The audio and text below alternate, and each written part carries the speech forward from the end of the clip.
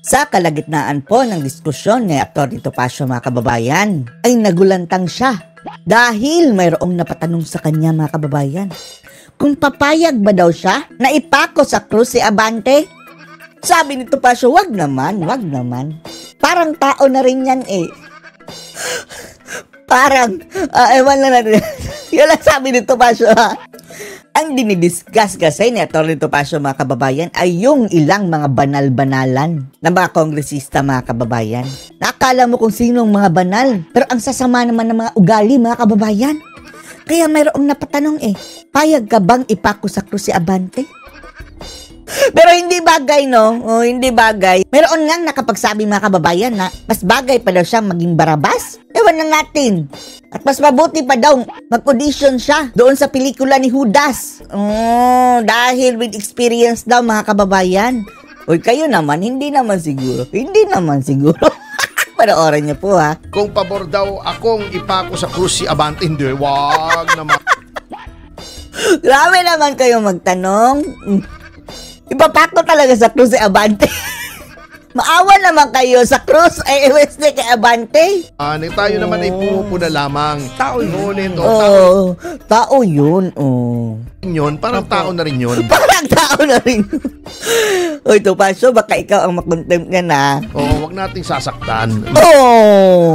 Wag yung saktan. Tayo naman ay pumupuna ng may pagmamahal upang siya ay magbago. Magbago ka na kasi daw, Abante. Bawal manakit. Victor Tadeo. Bawal manakit. Amador, ouch daw, sabi ni Benny Abante. Hindi naman natin pinatama. Bato-bato sa langit. Batamaan ka sana. Yung iba, mga pastor-pastor pa naman. Pastor. Obispo ba siya na pastor daw mga kababayan na in fairness si Abante, obispo? Mayroon palang obispo yung mga pastor. Pero pagdating sa Quadcom mga kababayan, grabe ang bunganga no. Nagnanamo. Kung ang iba dyan mga kababayan nagdadamo, siya nagnanamo. Grabe. Hindi wala akong pinapatamaan, di ba? Na kung umasta sa bababang kapulungan, puro panglalait, pang-uupasala, di ba? Pangtutulig sa mga, di ba? Namimilit pa. Masasabang salita. He or she might not be a good leader. Namimilit pa mga kababayan na mag-sorry ang isang tao, di ba? Di ba supposedly kusang loob yung pagsusorry? Namimilit Kung ayaw pa mag-sorry mga kababayan, ipapakulong. Ko-contempt nila. Smio. Ganun po yun Tama naman kita mo, ha? Opo. Sabi sa mga kawikaan. 22, ang talatay 1. Mas mabuting piliin ang malinis na pangalan kaysa sa maraming kayamanan. Ang paggalang ng tao sa iyo ay mas mahalaga pa. Oo nga mga kababayan. Etong mga politician ngayon, walang ibang ginawa kundi magpayaman sa pamamagitan ng pangungurakot mga kababayan. Bakit hindi nila tularan si dating Pangulong Duterte na umuwi mga kababayan sa Davao City matapos siya maging presidente nang walang naidagdag sa kanyang bahay ni isang poste? Dinibdib niya talaga ang kanyang trabaho, sabi ni Tatay Digong. Hindi siya nakatikim ng Mercedes-Benz na sasakyan. Ni isang poste, wala siyang naidagdag sa kanyang bahay. Yun pa rin. At anong ginawa nila? Pinatapon sa ICC mga kababayan. Nitong mga taong wala pang isang taon nagkamansyon na daw sa iba't ibang mga mamahaling lugar sa Pilipinas. Kaysa pilak at ginto. Yes. A good name is better than money. Tinuro din sa akin yan ng tatay ko. Huling talata na lamang. Bago tayo mag-break sa mga kawikaan. 28, 20 hanggang 22. I-share mo yan, Topacio, para baliwanagan itong ating mga politicians. Nakikinig kaya? Mga manhid yan kahit pa naririnig nila mga kababayan, parang nasasapian na ng espiritu ng kasakiban mga kababayan. Mula sa magandang balita, Biblia. Ang taong tapat ay mananagana sa pagpapala, ngunit paparusahan ng yumayaman sa pandarayan. Yan, mga kurakot mga kababayan, darating din ang araw nila. Yung nagpapayaman sa maling paraan. Okay lang yumaman kung pinaghirapan mo talaga sa malinis na paraan. Pero yung yumaman ka dahil sa pandaraya, aabutan ka rin.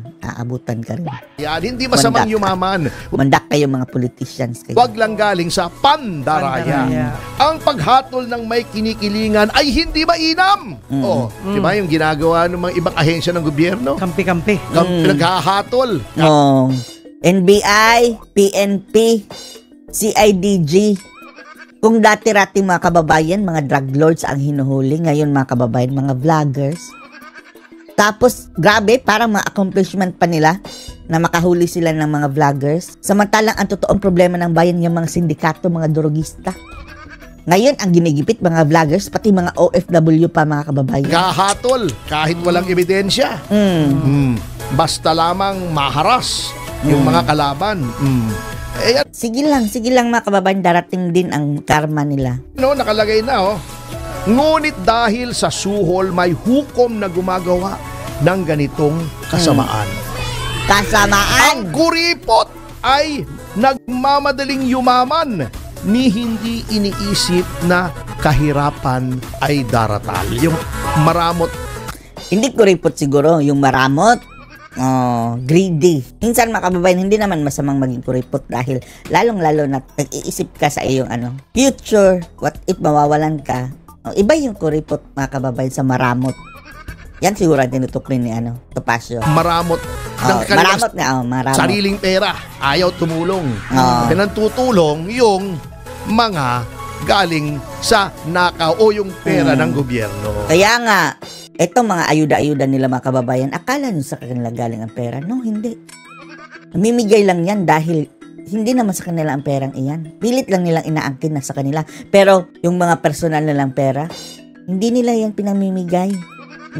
So sana itong mga talatang ito ay mapag-isipan. Tumimo sa kanilang isipan.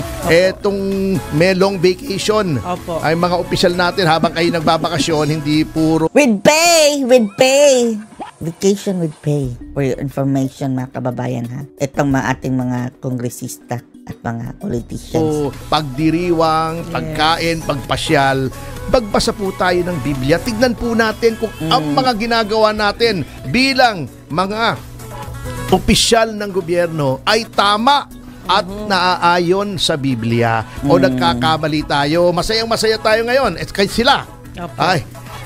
Baka sinasabi nila, masaya ako. Ako'y Iglesia yan si Topacio mga kababayan ha. Hindi sila nagse-celebrate ng Holy Week dahil iba ang kanilang paniniwala dyan sa kanilang kapatiran. Tao ng presidente, tao ni speaker, marami akong pakinabang, yung 777 o yung 30-30-30, di ba? Yung sinasabi ni Mayor Magalong na pagkakampi ka sa gobyerno, ang lami mong mga biyaya. May lucky number ka. Wala pong mangyayari dyan kapag tayo ay wala na dito sa lupa. So anong masasabi niyo dito mga kababayan? Post your comments below.